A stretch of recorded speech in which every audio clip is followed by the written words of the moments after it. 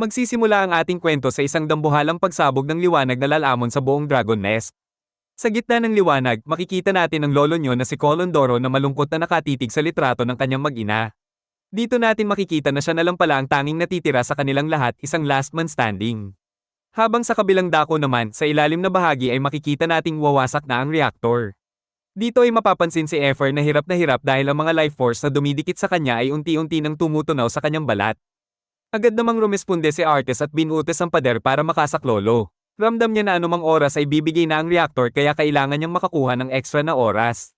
Kahit delikado, hinatak niya ang mga wire upang sanhi para pumasok ang mga life force sa katawan niya, kaya si Efer, tarantana sa pag-aalala. Sabi ni Artes, pansamantala lang niyang na-stabilize ang reactor gamit ang kanyang Dragon Core. Pero hindi pwedeng ganito lang, kailangan na nilang wasakin ang namumuong enerhiya para mailigtas ang lahat ng tao rito. Dagdag pa ni Artes, baka hindi raw ito mabasag ng physical power lang kaya kailangan nilang gamitan ng magic force. Ang tanging chance lang daw nila ngayon ay ang magic sword ni Ellie. Pero sumagot si Efer na malabo na raw yun dahil bugbog sarado na si Ellie at drain na ang enerhiya nito. Halos hindi na nga raw ito makadilat kung hindi pa maasikaso agad, kaya dito ay bakas na ang kaba sa mukha ni Artes. Balik naman tayo sa ating bida at kay Alejandro. Hirit ng lolo nyo. Gets na raw niya kung bakit lahat ay gusto ang Amphalos Blessing. Alam daw ni Hanbin na malaking tulong ang guideline dahil taga-Earth ito, may level display, enemy analysis, at XP para bumilis ang growth. Lahat daw yan ay dahil sa computing energy ng guideline at hindi sa user. Pero para kay Alejandro, low rank advantage lang daw ang guideline kumpara sa Amphalos Blessing. Yabang ng lolo nyo, dahil sa power na to, tuloy-tuloy lang daw ang regeneration ng katawan niya hanggat may supply ng energy. Kahit anong magic o physical power pa raw ang itira mo, hindi siya basta-basta matitibag dahil ang katawan niya ngayon, daig pa ang immortal. At hindi lang yan, sa isip-isip ni Alejandro, namomonitor din niya ang lahat ng ganap sa paligid gamit ang enerhiya. Medyo kinabahan pa raw siya sa reactor nung una, pero ngayon, kampanteng-kampante na siya. Nakikita kasi niya na malapit nang bumigay si Ellie at wala na ring magawa ang dragon nating si Artes. Kaya naman todo flex pa ang Makong at sinabing hihigupin na lang niya ang lahat ng natitirang enerhiya. Hinahamon pa niya ang bida natin kung ano pa raw ang magagawa nito, konting oras na lang daw at tostado na ang dragon, kaya siguradong sigurado na raw ang panalo niya. Habang sa kabilang dako naman, sagad na talaga ang limitasyon ni Artes. Sinabihan na niya si Efer na iwan na siya at iligtas ang sarili nito dahil wala na raw silang pag-asa, bagay na lalong nagpabulabog sa isipan ng kasama niya. Pero itong si Efer, hindi basta-basta susuko. Inisip niya na kung walang kikilos, lahat sila ay literal na magja-game over dito. Kaya naman kahit dehado, bumanat siya ng isang malakas na fire breath na direktang tumama sa reactor. At sa gitna ng matinding kaguluhan na to, dito na rin sa wakas nagkamalay ang ating dalaga. Agad namang tinawag ni Ellie si Artes para makiusap ng isang huling pabor. Habang nangyayari to, ang lola nyo na si Efer ay sising-sisi na at tinatanong ang sarili kung bakit ba palagi na lang siyang walang kwenta at laging naiiwan sa ere. Pero hindi na rin kinaya ng katawan niya, napaluhod na lang siya habang umuubo na ng dugo. Dito na nailabas si Efer ang tunay niyang nararamdaman na ayaw na niyang mapag-isa at maiwan muli. Pero laking gulat niya nang biglang lumapit si Ellie at sinabing pareho lang sila ng nararamdaman. Kahit hirap at napaupo na sa panghihina, humingi pa rin ng paumanhin ang dalaga dahil gaya ni Efer, matagal na rin daw siyang nag-iisa sa mundong to. Sabi pa ni Ellie, kailanman daw ay hindi niya ginustong madamay si Efer sa mga delikadong sitwasyon dahil takot siyang mawala ito. Pero bilib daw siya dahil mas matapang at mas malakas pa pala ang wyvern na to kaysa sa inakala niya. Todo deny naman si Efer at sinabing wala siyang silbi dahil hindi naman siya palaban na gaya ni Ellie. Pero habang hawak ang isang unique item, binweltahan siya ng dalaga at sinabing huwag siyang mag-isip ng ganyan dahil para sa kanya, isang henyong talking wyvern si Efer. Dito na napaisip at nagtaka ang lola nyo kung ano ba talaga ang susunod na plano ng dalaga. Dito na pumasok sa eksena si Artes para magpaliwanag. Ayon sa kanya, ang unique item na hawak nila ay may kakayahang pilitin ng isang dragon na mag-transform sa ibang species. Pero ang problema, pang dragon lang talaga ang item na to.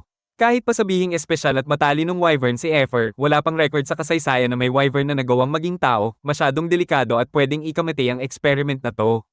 Pero pinutol siya ni Ellie at sinabing kayang-kaya itong gawin ni Efer. Humingi rin siya ng paumanhin sa wyvern dahil sa puntong ito, ang tanging magagawa na lang niya ay magtiwala sa kakayahan nito. Dahil sa suportang nakuha, nagpasalamat si Efer kay Ellie dahil sa tiwalang ibinigay nito sa kanya. Dito na nga nila ginamit ang unique item kasabay ng isang nakakasilaw na liwanag na bumalat sa buong paligid. Habang nangyayari to, makikita namang petex lang na nagre-regenerate ang mga sugat ni Alejandro. Natatawa pa niyang ipinagyayabang na kahit anong gawin ng bida natin, hinding-hindi raw siya mapapatay kailanman. Pero buwelta ni Hanbin, baka nga totoo yun, pero kahit immortal pa siya, ramdam pa rin naman niya ang sakit. Dito na nagbago ang aura ng ating bida, seryoso na ang lolo nyo habang binabalaan si Alejandro na uulit-ulitin niyang lulumpuhin at dudurugin ang katawan nito hanggang sa mismong kamatayan na ang hilingin niya. Dito na kinabahan si Alejandro. Inisip niya na marami na siyang nabalitaan na taga-Earth na nababaliw dahil sa tagal sa lugar na to. Pero iba itong si Hanbin, daig pa ang halimaw at parang ipinanganak lang talaga para pumatay. Pero hindi pa rin nagpatalo ang lolo nyo dahil puro monsters lang naman daw ang kinalaban ni Hanbin, maglalagay siya ng protective layer sa katawan para maging kasing tibay ng isang dragon. Pero akala lang pala ni Alejandro na magiging sapat ang depensa niya dahil kitang-kita ang pagbitak ng kanyang noo matapos saluhin ang atake. Kasunod nito ay isang napakalakas na pagsabog ang Humanig sa paligid dahil sa tindi ng puwersang pinakawalan ni Hanbin. Mukhang kahit anong tigas ng dragon layer na yan, hindi pa rin uubra sa gigil ng ating bida. Dito na ipinaliwanag na nawala na talaga ng malay ang lolo nyo na si Alejandro nung halos sumabog na ang katawan niya. Pero dahil sa unlimited supply ng enerhiya mula sa Amphalos Blessing, agad na nag-auto-regenerate ang Mokong. Isipin nyo, Lodi, sa loob lang ng kalahating segundo, buo na uli ang katawan niya at nagbalik na rin ang malay niya. Ang problema nga lang, sariwang-sariwa pa sa utak niya yung sobrang tinding sakit nung naging pira-piraso siya. Para siyang chinup-chop na binuo uli sa isang kurap lang. Kung normal na tao lang siguro yan, bossing, siguradong deadball na sa sobrang shock. Pero dahil sa blessing na yan, kahit ang mawala ng malay ay bawal kaya kailangan mong malasap ang bawat sakit. At habang namimilipit pa sa hapdi si Alejandro at hindi pa man lang nakaka-react, heto na naman ang ating bida at sinalubong na siya ng isa pang napakalakas na atake. Dito na napamura sa isip si Alejandro dahil putol-putol na ang ulirat niya. Inisip niya kung fake news ba ang Amphalos Blessing dahil sa tindi ng inaabot niya. Wala na siyang choice kundi higupin ang isahan ng lahat ng natitirang enerhiya habang tinitingnan kung buhay pa ba ang dragon sa reactor. Pero bigla siyang napatitig at natigilan sa nakita niya. Maging ang Lodi nating si Artes ay hindi rin nakapagsalita at gulat na gulat sa kanyang nakita. Sa gitna ng liwanag, lumabas ang isang babaeng may mahabang buhok at nahihiyang nagtanong kay Ellie kung weird ba ang itsura niya.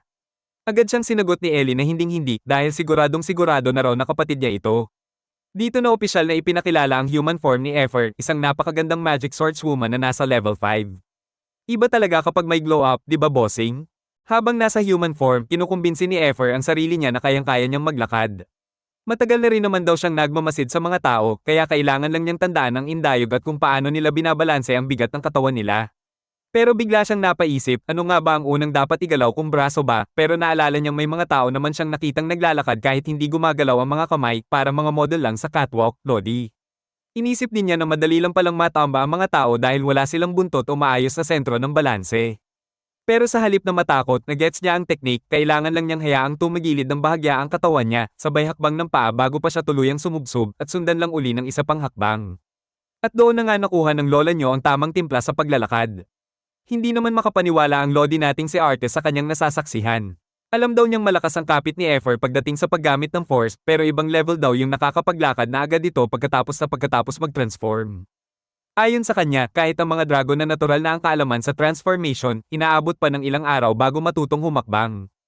Alam naman daw niyang laging kasama ni Effer ang mga tao, pero hindi niya aakalain na ganito ito kabilis matuto, isang certified genius wyvern talaga.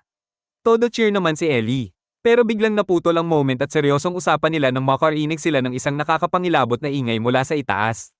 Kitang-kita na ang pagguho ng kisame sa itaas at dito na napagtanto ni Artes kung sino ang may gawa ng lahat ng gulo na to. Habang mabilis na bumubulusok pababa, makikita ang mainit na bakbakan ng dalawa, walang gustong magpaawat.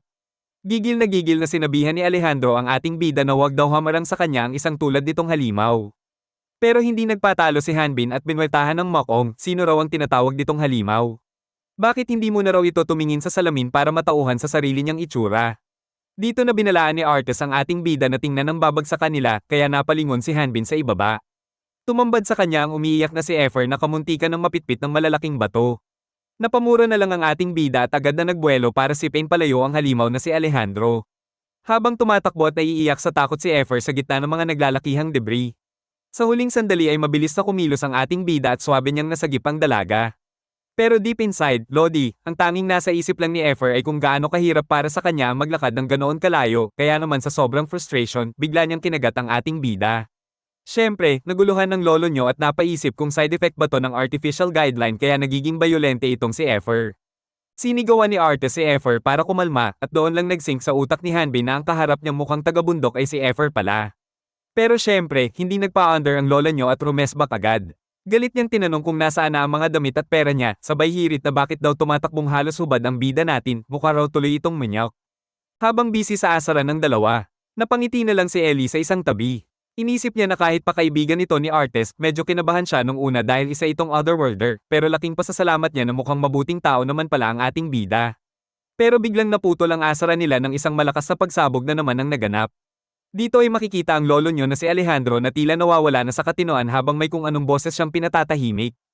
Ayon sa guideline, hindi na raw fit ang katawan niya para sa blessing kaya kailangan na raw nitong lumipat sa ibang host para lang mabuhay. Pero dahil sa tindi ng topak ni Alejandro, muli niyang pinatahimik ang boses sa utak niya. Agad siyang sumugod pabalik sa reactor habang parang adik na naghahanap ng supply.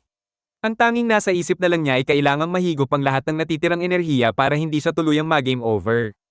Pero bago pa makalapit ang lolo nyo sa reactor, may hamarang na sa binabalak niya. Walang pasabing ibinato ni Hanbin ang kanyang espada kay Alejandro habang kampanteng nagtanong basta kailangan lang daw niyang bugbugin ng paulit-ulit ang kalaban, agad naman siyang binalaan ni Artest na kapag nahigop ni Alejandro ang natitirang enerhiya, siguradong game over na silang lahat, kaya hinding-hindi ito dapat makalapit sa reactor. Dito na sumugod ang ating bida habang sinasabihan si Effer na masyado siyang busy para buhatin pa ito. Kaya kailangan itong dumiskarte mag-isa. Palaban namang sumagot ang dalaga at sinabing kayanan niya dahil wala raw ideya ang bida natin kung gaano kahirap para sa isang wyvern ang matutong maglakad, isang malupit na struggle daw yun. Plano sana ni Ellie na pigilan ng kaibigan dahil sa pag-aalala pero pinutol siya ni Effer. Sabi nito, konting tiis na lang at tatapusin na niya ang lahat kaya wag na raw mag-alala sa kanya. Dahil sa determinasyong nakita, hindi na nakapagsalita si Ellie at napangiti na lang habang sinabing maghihintay siya doon para sa kanilang pagbabalik. Agad niyang tumakbo si Effer patungo sa reactor at hindi makapaniwala ang lolo niyo na si Artest sa nasasaksihan niya. Natatawa namang sumagot si Ellie na talagang bilib siya sa bilis matuto ng dalaga. Sigurado raw nakabisado na ni Effer ang mga magic sword fighting patterns niya dahil dati pa man ay matalas na ang pakiramdam nito. Pero sa kabila ng paghanga nila, makikita ang nakakabahalang dami ng dugong nawawala kay Ellie. Pinipilit lang niyang magpakatatag para sa kaibigan pero kitang-kita na sagad na ang lola niyo. Habang nangyayari to, ang ating bida naman na si Hanbin ay todo bigay at pilit na hinaharangan ng bawat galaw ni Alejandro para hindi ito makalapit sa reactor. Dito na nagulat ang ating bida dahil biglang nag-iba ang laro kayang-kaya palang baguhin ng kalaban ang hugis ng kanyang katawan. Dahil sa shifting na galawan na to, petex lang na nakawala si Alejandro sa atake ni Hanbin. Mukhang punong-puno na ang lolo nyo at sinabing sawang-sawa na siyang masugatan at matapyasan ng espada. Ang tanging goal na lang niya ngayon ay maabot ang antas ng mga Diyos at wala siyang pakialam kung sino man ang ipal na hamarang sa kanya. Pero bago pa man makaporma ang Makong, isang napakalakas na atake ang sumalubong sa kanya na halos bumaon sa pader sa itaas. Sa puntong ito, hindi na makapaniwala si Alejandro at parang gusto na lang sumuko dahil sa isip niya ay tila wala na itong katapusan. Lalo pa siyang nanggigil nang makitang malapit na si Effer sa reactor. Dahil dito, naglabas na ng alas ang lolo nyo at nagpalabas ng mga dambuhalang galami sa buong paligid. Napamura na lang ang ating bida nang makita ang planong ito, balak kasing i-target at tirahin ni Alejandro si Effer sa ibaba para mapigilan ang paglapit nito sa reactor. Pero sa gitna ng panganib, tila napatigil ang mundo ni Effer. Napaisip siya kung kakayanin ba niyang harangan ng malupit na atake ni Alejandro. Pero habang nakatingin siya sa kanyang espada, bigla niyang naaninag ang mukha ni Ellie sa refleksyon nito, isang paalala na hindi siya nag-iisa sa laban na to. Agad niyang binuwi ang tingin at kinumbinsi ang sarili. Nang papalapit na ang malupit na atake, mabilis na kumilos ang ating dalaga at swabeng naiwasan ni Effer ang bawat galame. Sa mga sandaling iyon, tila naliwanagan siya at naalala ang lahat ng galawan ni Ellie, ang paraan ng pag-indek nito na parang sumasayaw at ang swabe na indayog ng bawat hakbang. Buo na ang loob ni Effer dahil alam niyang kayang-kaya niyang gayahin ang lahat ng iyon. Kung paano gumalaw si Ellie, ganoon din ang gagawin niya ngayon. Ramdam na ramdam ang confidence ng lola niyo dahil sa wakas nakuha na niya ang tamang timpla para makasabay sa tindi ng bakbakan. Dito ay gigil na si Alejandro dahil hindi siya makapaniwala sa mga nangyayari. Impossible raw ito. Perfect na raw sana ang plano niya pero sinira lang ng mga tinatawag niyang walang kwenta. Pero bago pa siya makaporma, mabilis na sinupalpal ni Hanbin ang isa niyang pag-atake. Sinabihan pa siya ng ating bida, muntika na raw siyang mamatay sa mga level 5 Helldogs noon kaya alam niya base sa experience na hinding-hindi mo dapat minamaliit ang kakayahan ng mga taong tinatagurian mong walang silbi. Habang pasugod na si Effer sa reactor, naghanda na rin si Hanbin para sa kanyang final move. Kasabay ng pagwasak sa reactor, nagpakawala ang ating bida ng isang dambuhalang atake na halos tumapos na sa buhay ni Alejandro. Isang nakakasilaw na liwanag ang bumalot sa buong Dragon Nest. Pero sa kabila ng tagumpay na ito, isang nakakalungkot na eksena ang tumambad sa atin. Ang lola nyo na si Ellie, tuluyan na palang bumigay at hindi na kinaya ng katawan ng tindi ng pinsala. Kaya kung nagustuhan nyo ang video na to, huwag kalimutang mag-like at mag-subscribe sa ating channel para laging updated sa mga susunod nating pag-recap.